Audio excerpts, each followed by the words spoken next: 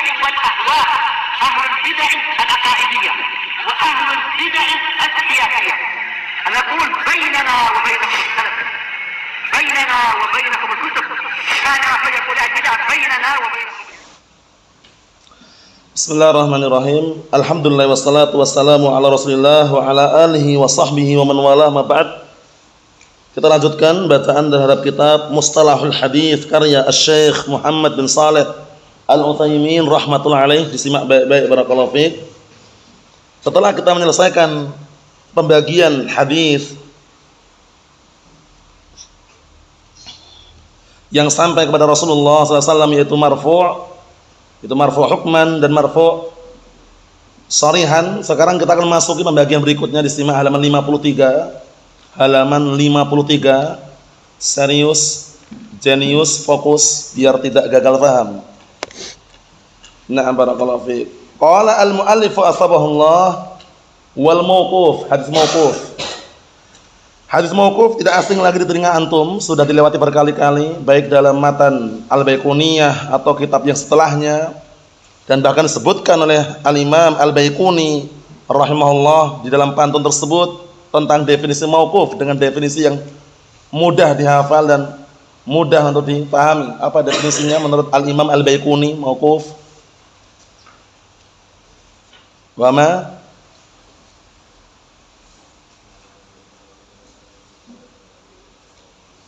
Naam, ahsanta barakallahu fiik. Wa ma adhaftahu ilal ashabi min qaulin wa fi'lin fa huwa mauqufun zukin. Paham ya? Yang belum pernah menghafal ya kalau ada waktu ngapal sendiri. Sampai nanti Anda buka lagi untuk pertemuan atau pelajaran yang akan datang nanti, kalau ada waktu buka lagi enggak masalah. Cuman yang belum sempat menghafal bagus sekali itu. Definisinya juga mudah dihafalkan. Wa ma adhaftahu ilal ashabi min qaulin wa fi'lin fa huwa mauqufun zukin. Dan apa saja yang engkau sandarkan kepada para sahabat, baik ucapan maupun apa perbuatan, maka itu mauquf. Jadi kesimpulannya mauquf itu apa sih? Hadis yang disandarkan sampai kepada siapa? Sahabat, baik ucapan maupun perbuatan. Mafhum soal ini? Muhammad mafhum? Muhammad Ridho? Ayo, itu mauquf. Paham ya? Jadi ada 3 poin kan, ada 3 pembagian kan, sudah kita lewati. Di awal permulaan sudah kita singgung juga. Jadi hadis ditinjau dari sisi berakhirnya sanad terbagi menjadi berapa? 3. Hadis ditinjau dari sisi berakhirnya sanad terbagi menjadi berapa? 3. Dilihat sanadnya berakhir sampai mana. Kalau berakhir sampai sahabat namanya mauquf. Kalau berakhir sampai tabi'in namanya maqtu'. Kalau berakhir sampai Rasulullah sallallahu alaihi wasallam namanya apa? Marfu'. Jadi pahami? Jadi untuk 3 poin ini antum cukup menghafal 2 pantun. Wa ma udhifa lin nabiyil marfu'u wa ma lit tabi'in huwal maqtu'u. 1. Paham ya? Kemudian untuk yang mauquf, wa ma adhaftahu ila al-asami min qaulin wa fi'lin fa huwa mauqufun zukin. Mafhum salam Muhammad? Mafhum? Na'am. Itu mudah sekali. Nah, kita sekarang kalau sudah paham itu baru akan memasuki di sini biar tambah paham lagi. Wal mauquf, qala al muallif wasabahullah ma udhifa ila sahabi. Lihat ini. Apa-apa yang disandarkan kepada para sahabat, baik ucapan maupun perbuatan. Dengan definisi Al-Imam Al-Baiquni tambah jelas. Wa ma adhaftahu ila ashabi min qaulin wa fi'lin. Paham ya? Dan apa saja yang kau sandarkan kepada para sahabat, baik berupa ucapan maupun apa? Perbuatan. Paham? Naam. Lihat itu, simak itu, wa ma udhifa ila sahabi, yaitu khabar atau hadis yang disandarkan kepada sahabat. Walam yasbut lahu hukm rafa', tapi tidak tetap padanya hukum rafa'. Kenapa? Karena kalau memiliki hukum rafa' berarti marfu'un hukman. Itu enggak kita bahas lagi, sudah kita lewati berlalu. Paham ya? Ini murni hadis atau khabar tersebut murni disandarkan kepada sahabat, murni ucapan sahabat. Mafhum? Itu namanya mauquf. Tapi kalau ada kaitannya dengan Rasulullah SAW, paham ya? Seperti ucapan sahabat, umirna, umirtu, nuhina, kami dilarang, aku dilarang, kami diperintahkan, itu berarti marfu' secara hukum. Mafhum? Ya, sudah kita lewati semuanya. Pastikan tidak ada yang gagal paham. Misalnya contohnya, qaulu Umar bin Khattab radhiyallahu anhu, disimak. Contohnya adalah ucapan Umar bin Khattab radhiyallahu anhu. yahdimul Islam zalatul alim wajidalul munafiq bil kitab wa hukmul a'immatil mudillin. Disimak artinya, yang bisa menghancurkan agama Islam satu, ketergelinciran seorang alim. Orang alim punya ilmu, tergelincir dia. Paham ya? Tergelincir ke dalam lembah kesesatan atau lembah hizbiyah atau yang semisalnya. Itu bisa menghancurkan agama Islam. Nah, seperti itu. Paham ya? Na'am barakallahu fiik. Kemudian kedua, wajidalul munafiq bil kitab. Debatnya orang munafik dengan Al-Qur'an. Debatnya orang munafik dengan apa? Dengan Al-Qur'an. Jadi orang munafik kalau sudah mendebat dengan Al-Qur'an, rusak sudah agama ini. Karena orang munafik itu menampakkan keislaman dan menyembunyikan apa? Kekufuran. Itu munafik. Jadi orang munafik kalau tanya apa itu definisi munafik, antum jawabnya harus tahu. Apa definisi munafik? Huwallazi yudhiru al-islam wa yubtinu al-kufra. Dihafalkan ini ya. Al-munafiq huwallazi yudhirul islama wa yubtinu al-kufra. Orang munafik adalah orang yang menampakkan keislaman, menyembunyikan apa? Kekufuran. Itu orang munafik. Nah, dikondisikan definisinya ya, jangan sampai gagal paham. Karena berkali-kali dengar munafik, jangan sampai enggak tahu artinya gitu ya. Nah, yang merusak agama Islam, menghancurkan, menghancurkan agama Islam, pertama zalatul alim, ketergelinciran orang alim. Orang alim, orang berilmu kok tergelincir, itu bisa menghancurkan agama Islam. Karena dia nanti merusak tatanan gitu loh. Merusak tatanan aturan agama Islam. Paham belum? Dia contohnya seorang alim berilmu, tergelincir dia, mengajak kepada hizbiyahnya, pada kelompoknya, mengajak kepada fanatik madhabnya misalkan. Bisa dipahami ya? Rusak semua. Mafhum? Seperti apa? Az-Zamakhsyari. Pandai dia bahasa Arab. Az-Zamakhsyari pandai dia bahasa Arab. Tapi karena dia tergelincir, enggak diberikan taufik oleh Allah Ta'ala, enggak diberikan hidayah, merusak agama Islam. Dengan apa? Mentahrif ayat Al-Quran. Lihat itu. Rusak atau tidak? Rusak. Nah, Wasil bin Atha al-Ghazal. Pandai ngomong, pandai bicara. Ilmu ada dia. Cuman karena tergelincir, menyeleweng, justru dia punya pemahaman tersendiri, akhirnya rusak enggak agama Islam? Rusak, Mu'tazilah. Mafhum? Nah, barakallahu fi, seperti itu. Kita lihat yang kedua, wajidalul munafiq bil kitab. Dan nah, barakallahu fi, debatnya orang munafik dengan Al-Qur'an. Jadi kalau orang munafik sudah mendebat dengan Al-Qur'an, rusak sudah. Karena dia akan apa? Akan memposisikan Al-Qur'an tidak pada tempatnya. Orang munafik. Orang munafik kan inginnya bagaimana agama Islam itu hancur. Pengennya bagaimana agama Islam itu hancur. Kan itu pengennya. Orang munafik. Allah musta'an, seperti itu. Yang ketiga, wa hukmul a'immatul mudillin. Naam. Yang ketiga adalah pemimpin yang dipimpin oleh para imam yang menyesatkan. Hukum itu pemimpin itu. Jadi hukum ada pemimpin. Yaitu pemimpin atau kepemimpinan yang dipimpin oleh para imam yang sesat dan menyesatkan. Paham ya? Mudillin itu menyesatkan. Jadi kalau suatu negara dipimpin oleh seorang imam yang menyesatkan, itu sudah berbahaya sudah. Antum ingat enggak hadisnya siapa itu? Abdullah bin Amr al-As, rawi Muslim. Hadisnya Abdullah bin Amr al-As radhiyallahu anhu, rawi Muslim. Apa kata Rasulullah SAW? Innallaha la yaqbidul ilma intiza'an yantazi'uhu minan nas, walakin yaqbidul ilma biqabdil ulama. Hatta idza lam yubqi fil ardi 'aliman ittakhadhan nasu ru'usan juhala fasu'ilu fa'aftau bi ghairi ilmin fadallu wa adallu. Itu hadisnya. Nah, barakallahu fiik, hadisnya.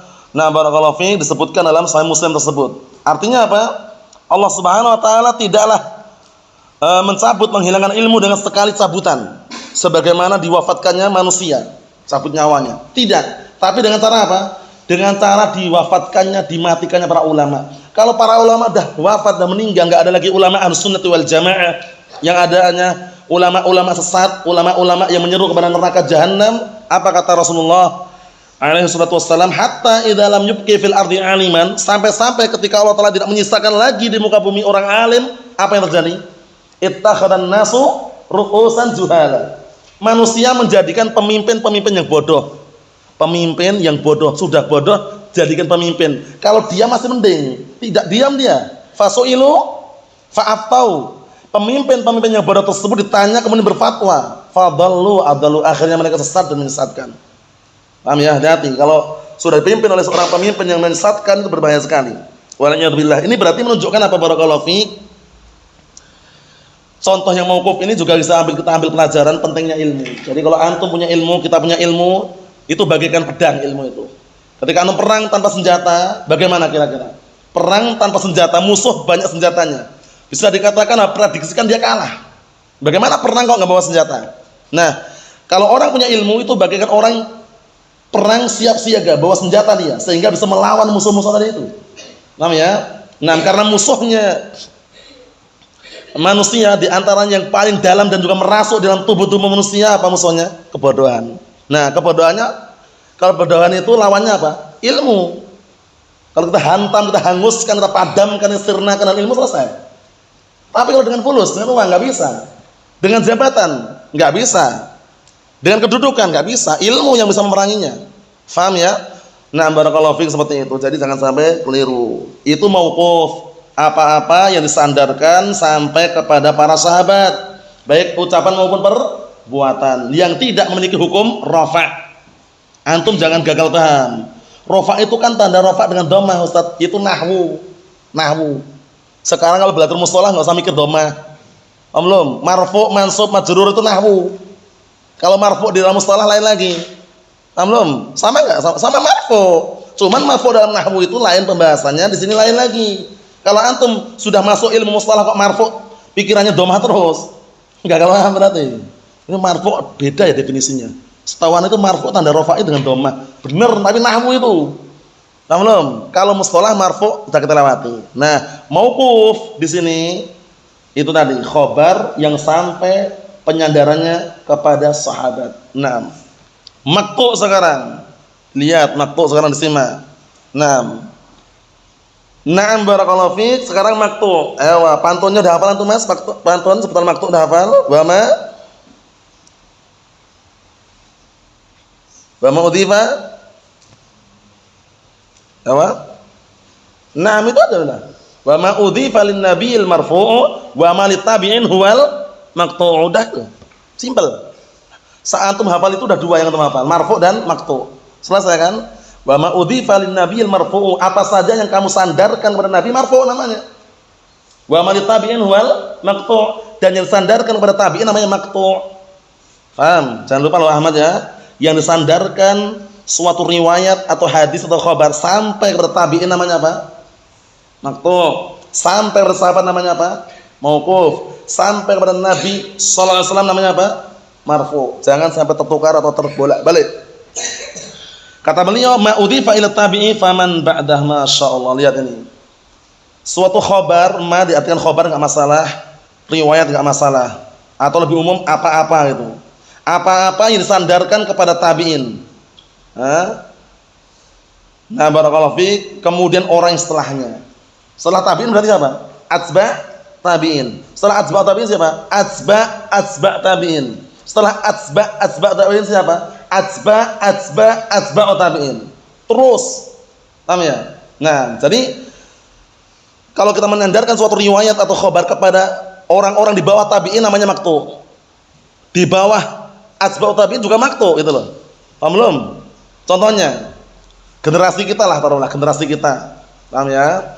Nah, barakallahu fiik. Ada orang yang nyandarkan suatu riwayat atau khabar kepada barakallahu fiik, Imam Ahmad misalkan, Imam Malik misalkan, Imam Syafi'i misalkan, Abu Hanifah misalkan. Itu secara global maqtu' atau marfu' atau mauquf? Maqtu', karena di bawah barakallahu fiik, karena dari kalangan tabi'in atau di bawahnya. Bisa dipahami soalnya ya? Ayo, na'am. Kita lihat situ. Misal contohnya qaulu Ibnu Sirin. Contohnya ucapan Ibnu Sirin, Muhammad Ibnu Sirin rahimahullah. Ma'ruf, ucapan dihafal ini. Digaris, dihafalkan. Bila perlu tulis di bagian depan ini. Karena barometer ini. Tahu barometer ya? Ukuran atau tolak ukur. Ukuran atau tolak ukur dalam mengambil ilmu. Lihat ini. Inna hadzal ilma dinun fangduru amman ta'khuduna dinakum. Insyaallah udah hafal semuanya kan? Nah, kalau yang belum hafal di garis, ditulis bagian depan itu. Paham ya? Dengan tinta yang tebal, warnanya bebas. Paham ya? Warna tintanya bebas. Ini dihafalkan. Kalam siapa?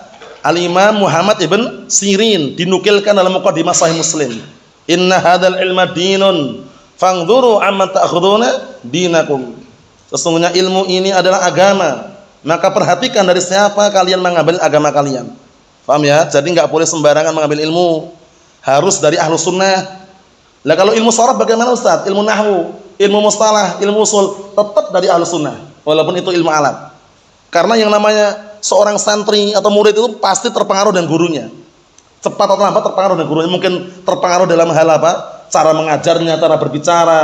Paham ya? Trik-trik dalam menyampaikan itu pasti ada terpengaruh. Nah, kalau mengambil ilmu alat, perhatikan ya, ilmu alat, bahasa Arab, nahwu, sharaf kepada ahlu bid'ah wad dalal, awal mulanya enggak muji dia, tapi lama-lama kalau tertarik dengan cara penyampaiannya, Masya Allah ya, si fulan ternyata luar biasa dia. Dia itu ternyata lebih pandai menyampaikan daripada Ustadz fulan yang Ahlus Sunnah. Akhirnya memuji-muji orang-orang ahlu bid'ah wad dalal hizbiyun dan menelantarkan mengejek Ahlus Sunnah. Itu imbasnya. Makanya kalau mengambil ilmu agama, ilmu alat pun dari siapa? Ahlus Sunnati wal Jamaah. Paham ya? Karena ini ada sambungannya. Apa sambungannya itu? Fayungdar ila Ahlus Sunnah fayukhad hadithuhum. Kemudian dilihatlah dari Ahlus Sunnah, diambil hadis mereka. Summa yungdar ila ahli bid'ah fala yukhad hadithuhum. Kemudian dilihat lagi, ternyata di ahli bid'ah enggak diambil hadisnya. Mafhum Hasan? Nah, jadi ini ada sambungannya ya. Sambungannya itu bebas, antum hafal enggak masalah, enggak pun enggak ada larangan. Tapi untuk poin ini dihafalkan. Kunciin. Jadi kalau ngambil ilmu, lihat dari siapa antum mengambil ilmu.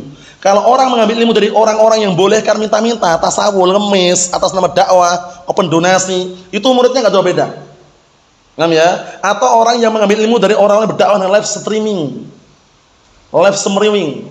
Paham ya? Nah, dengan video gambar makhluk nyawa barakallahu fik. Itu muridnya enggak jauh beda. Mesti bela ustadznya. Ustadznya boleh kok.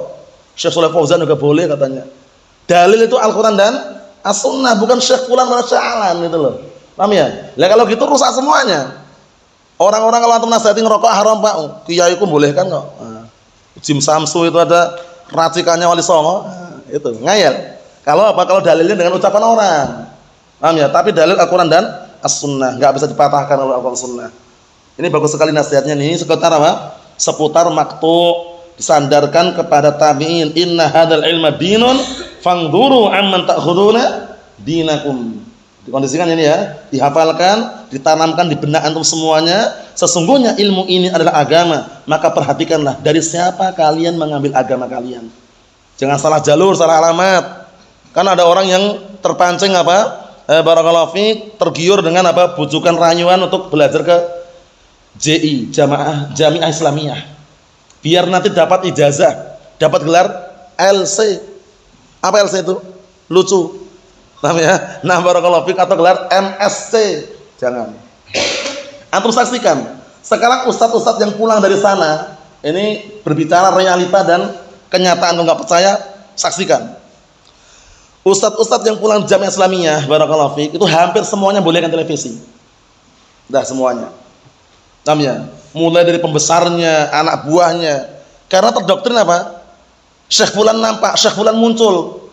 Tapi kalau yang belajar ke Yaman barakallahu fiik, insyaallah kalau lurus, dia nggak salah alamat, itu mereka paham betul dalil untuk pengharaman gambar makhluk nyawa. Sehingga nggak ada satupun dari barakallahu fiik asatidzah yang pulang dari Yaman, murid Syekh Mukbil atau murid setelahnya yang istiqomah sesuai dengan dalil yang membolehkan gambar makhluk nyawa. Kalau ada bolehkan, sudah termakan syubhat. Seperti apa? Al-Akhdul Qarnain hadahullah misalkan.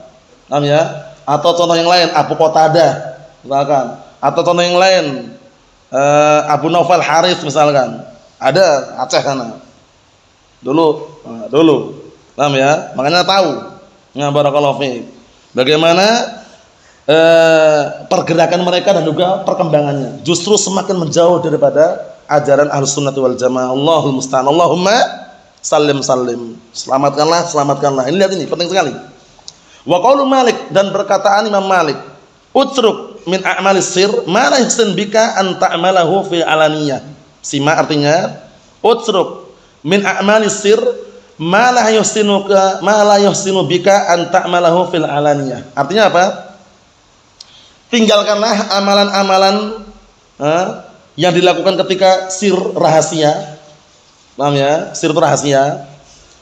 Nah, yang tidak bisa kamu mengamalkan secara bagus ketika terang-terangan. Ngartikannya gitu. Paham belum? Nah, ya tinggalkanlah amalan-amalan yang apa? Yang kamu lakukan secara rahasia, sembunyi-sembunyi. Yang kamu tidak bisa mengamalkan dengan baik ketika terang-terangan. Artinya gitu. Paham ya? Ini namanya maktu ya.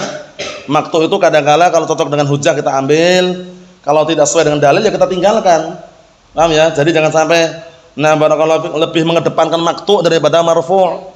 Kalau marfu' sahih ya muqaddam, itu ucapan Rasulullah SAW. Jadi pahami insyaallah irsyadnya. Na'am.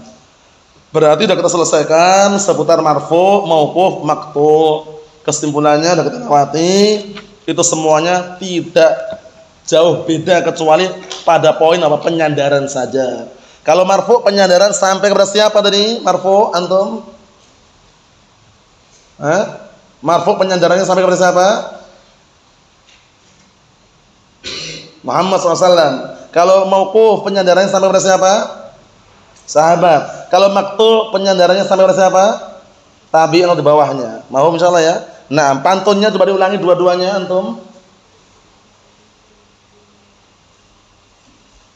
Awas satunya lagi.